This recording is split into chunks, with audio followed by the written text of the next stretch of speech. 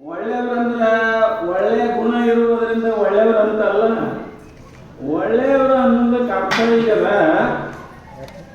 ಈ ಕಡೆ ಸಂಸಾರನೂ ಮಾಡ್ತಾ ಇದ್ರು, ಈ ಕಡೆ ಪಾರಮಾರ್ಥನೂ ಮಾಡ್ತಾ ಇದ್ರು, ಎರಡೂ ಮಾಡ್ತಾ ಇದ್ರು. ಅವರು ಅದಕ್ಕೆ ಒಳ್ಳೆಯವರನ್ನ ಹೇಳ್ತಾರೆ. ಬಹಳ ಜನ ಸಂಸಾರವೇ ಮಾಡ್ತಾರ ಒಂದು, ಇಲ್ಲಕಂದ್ರೆ ಎಲ್ಲ ಬಿಟ್ಟು ಸನ್ಯಾಸಿ ಆಗಿರೋ ಹೋಗ್ತಾರ ಒಂದು. ಆದ್ರೆ ಇವ್ರು ಹಂಗಲ್ಲ. ಯಾರು?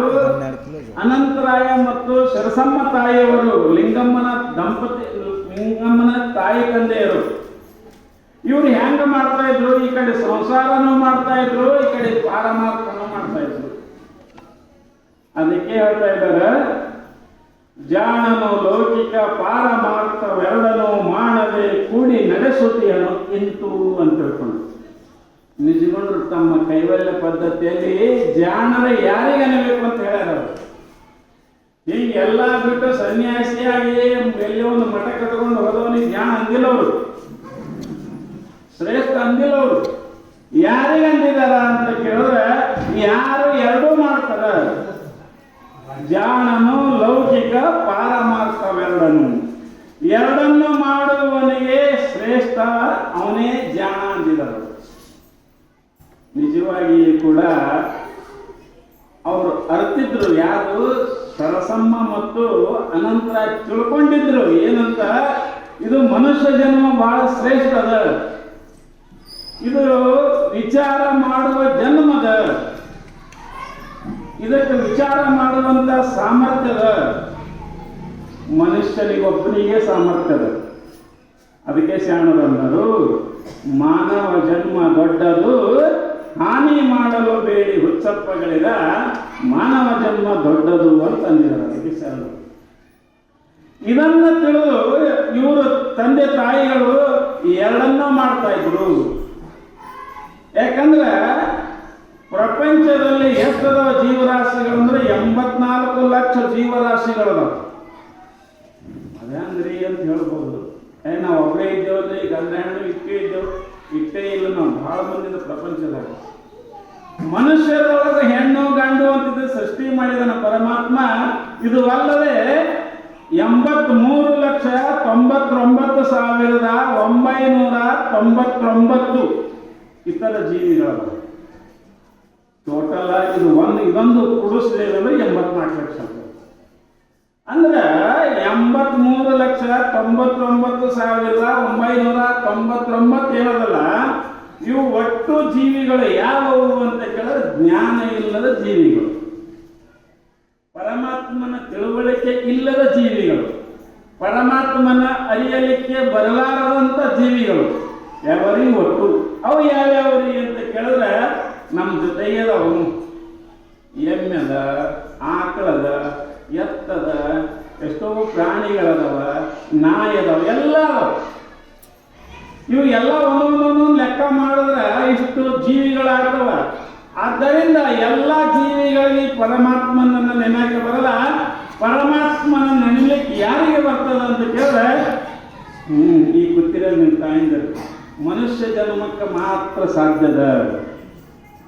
ಇಲ್ಲಿ ಅಕಸ್ಮಾತ್ ಒಂದು ಏನಾದ್ರೂ ನಾಯಿ ಕರ್ಕೊಂಡು ಬಂದು ಅಥವಾ ಒಂದು ಬೆಕ್ಕ ಕರ್ಕೊಂಡು ಬಂದು ಕೂತ್ರಿ ಅಂದ್ರೆ ನಾವು ಎಷ್ಟು ಹೇಳೋದು ತಿಳಿತದೆ. ಈ ಬೆಕ್ಕಿಗೆ ತಿಳಿಯಂಗಿಲ್ಲ, ಮನುಷ್ಯನೇ ಬೇಕದಕ್ಕೆ.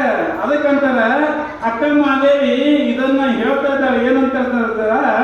ಹಗಲು 4 ಜಾವ ಅಶನಕ್ಕೆ ಕುದಿವರು, ಇರುಳು 4 ಜಾವ ವ್ಯಸನಕ್ಕೆ ಕುದಿವರು, ಅಗಸ ನೀರೊಳಗೆದ್ದು ಬಾಯಾರಿಸತ್ತಂತೆ ತಮ್ಮೊಳಗಿದ್ದ ಮಹಾಗಣವನು ಹರಿಯರು ಚೆನ್ನ ಮಲ್ಲಿಕಾರ್ಜುನ.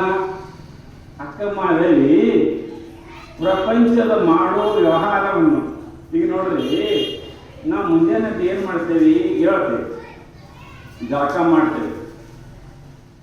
ಜಳಕ ಮಾಡಿ ಏನು ಮಾಡ್ತೇವಿ? ಒಂದು ಉಪ್ಪಿಟ್ಟು ಏನಾರ ಹೆಣ್ಮಕ್ಳು ಮಾಡಿದ್ರೆ ತಿಂತೇವಿ. ತಿಂದಾಯ್ತು ಹೊರಗೆ ಹೋದೇವಿ ಅಂದ್ರೆ ಬೇಕು. ಎದಕ್ಕೆ ಹೋಗ್ತೇವೆ ನಾವು ಹೊರಗೆ? ದೇವರಿಗೆ ಹೋಗಲ್ಲ, ಪೂಜೆಗೆ ಹೋಗಲ್ಲ, ಎದಕ್ಕೆ ಹೋಗಲ್ಲ, ದುಡ್ಯಾಕೆ ಹೋಗ್ತೇವೆ ಹೊರಗೆ. ಪಟ್ಟಿ ತುಂಬಿಸ್ಕೊಳಕ್ಕ ಹೆಂಡ್ರ ಮಕ್ಕಳಿಗೆ ತಂದು ಕೊಡ್ಬೇಕಲ್ಲ ರೊಕ್ಕ. ಅವ್ರಿಗೆ ಮುಟ್ಟಿಸೋ ಸಲುವಾಗಿ ಅವ್ರಿಗೆ ಒಪ್ಪು ಜೀವನ ಆಗೋ ಸಾಧ್ಯತೆ ಹಗಲು 4 ಜಾವ ಅಶನಕ್ಕೆ ಕುದಿಯುವರು ಅಕ್ಕಮ್ಮದ ಹೇಳಿದ ಮಾತುಗಳು.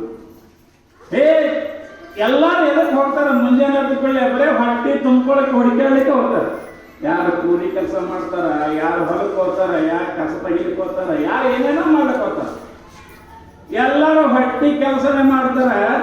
ಇರುಳು 4 ಜಾವ ವ್ಯಸನಕ್ಕೆ ಕುದಿಯುವರು. ಇನ್ನು ರಾತ್ರಿ ಮನೆಗೆ ಬಂದರೆ ಪೂಜೆ ಮಾಡ್ತಾರೆ ನೋಡ್ರಿ. ಮತ್ತೆ ಉಣೋದು ಉಂಡು ಯಾರು ಕಂಡವರು ಕುಡಿಯೋದು, ಆಡೋದು, ಬಾರ್ಕ್ ಹೋಗೋದು, ಯಾರು ಏನೇನೋ ಚಟ ಮಾಡೋದು, ಯಾರು ಹೆಣ್ಣಿನ ಸಂಬಂಧ ಬೆನ್ನು ಹತ್ತೋದು. ಇರುಳು 4 ಜಾವ ವ್ಯಸನಕ್ಕೆ ಕುದಿಯುವರು. ರಾತ್ರಿ ಏನು ಮಾಡ್ತೇವೆ ನಾವಂದ್ರೆ ಏನೇನೋ ಮಾಡಬಾರ್ದೆಲ್ಲ ಕೆಲಸವನ್ನು ಮಾಡ್ತೇವೆ, ಎಲ್ಲ ಚಟಗಳನ್ನ ಮಾಡ್ತೇವೆ ರಾತ್ರಿ. ಹಾಗಾದ್ರೆ ಒಂದು ಸ್ವಲ್ಪ ಲೆಕ್ಕ ಮಾಡಿ, ನಾವು ದೇವರ ಸಲುವಾಗಿ ಎಷ್ಟು ಟೈಮ್ ಕೊಟ್ಟಿದ್ದೀವಿ? ಎಷ್ಟು ಕೊಟ್ಟಿದ್ದೇವೆ?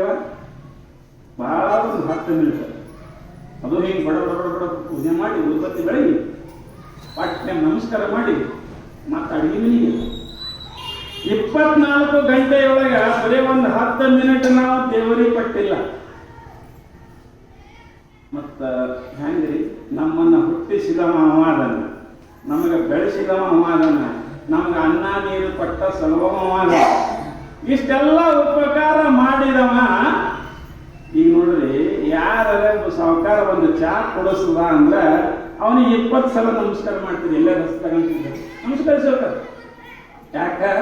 ಅವೊಂದು ಚಾ ಕುಡಿಸ್ಯಾನ, ಅವೊಂದು ಕಪ್ಪು ಚಾ ಕುಡಿಸಿರುವುದರಿಂದ ಹೆಂಗ ಸಾವುಕಾರ ಗೌಡರು ಹೊಗಳ್ತೀರಿ? ದೇವರಿಗೆ ಹೊಗಳಿರಿ ಒಮ್ಮರಿ.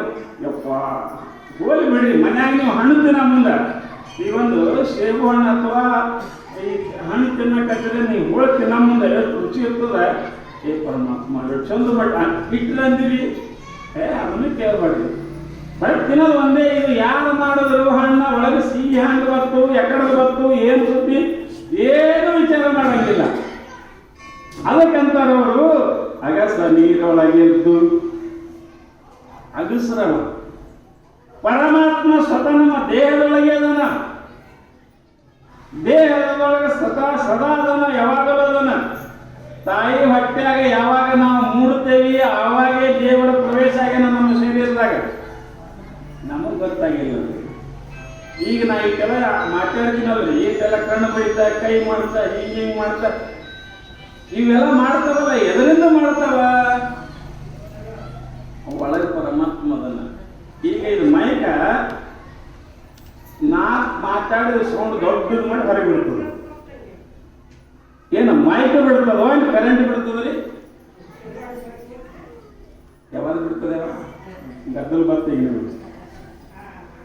ಮೈಕ್ ಬಿಡ್ತದೋ ಏನು ಕರೆಂಟ್ ಬಿಡ್ತದೋ? ಕರೆಂಟ್ ಇದ್ರೆ ಇದ್ರ ಕೆಲಸ. ಒಂದು ವೇಳೆ ಕರೆಂಟ್ ಇರಲಿಲ್ಲ ಅಂದ್ರೆ ಒದಗಿಡಬೇಕಾದ್ರೆ ಹೊರಗೆ ಹೋಗ್ತದನ್ ಸೌಂಡ. ಆದ್ರೆ ನಿಮ್ ಕರೆಂಟ್ ಕಣ್ಣಿಗೆ ಕಾಣಿಸಿದನು. ಈಗ ಲೈಟ್ ಉರ್ಲಿಕ್ಕತ್ತವ, ಎಲ್ಲ ಚಂದ ಉರ್ಲಿಕ್ಕವ. ಇಟ್ಟೆಲ್ಲ ಊರಿದ್ರು ಕೂಡ ಕರೆಂಟ್ ನಿಮ್ ಕಣ್ಣಿಗೆ ಕಾಣಿಸ್ಯದನು. ಆದ್ರೆ ನೀವು ಯಾರಿಗೆ ಹೊಗಳ್ತೀರಿ? ಏನ್ ಚಂದ